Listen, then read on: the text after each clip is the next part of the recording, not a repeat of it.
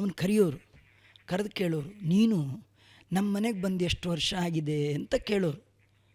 ಶಿಷ್ಯ ಸ್ವಾಮಿ ಒಂದು 30 ವರ್ಷ 40 ವರ್ಷ ಆಗಿರಬೇಕು ಅನ್ನೋನು.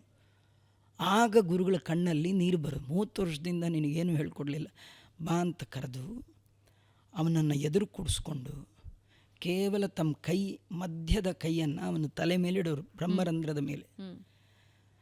ನಮಗಿವತ್ತು ನಂಬಲಿಕ್ಕೂ ಸಾಧ್ಯ ಇಲ್ಲ.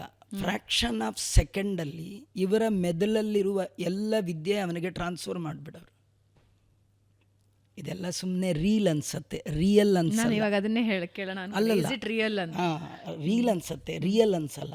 ಆದರೆ ನಿಮ್ಗೆ ರಿಯಲ್ ಅನ್ಸೋ ಉದಾಹರಣೆ ನನ್ನ ಹತ್ರ ರೆಡಿ ಇದೆ. 2 ಬ್ಲೂಟೂತ್ನ ಆನ್ ಮಾಡಿ ಫೋನ್ ಪಕ್ಕದಲ್ಲಿಟ್ಟರೆ ಪೂರಾ ಡೇಟಾ ಫ್ರ್ಯಾಕ್ಷನ್ ಆಫ್ ಸೆಕೆಂಡಲ್ಲಿ ಇಲ್ಲಿ ಬರುತ್ತೆ. ಇದನ್ನು ಯಂತ್ರ ಅಂತೀರಿ, ಅದನ್ನು ಅವರು ಮಂತ್ರ ಅಂತ ಕರೆಯೋರು.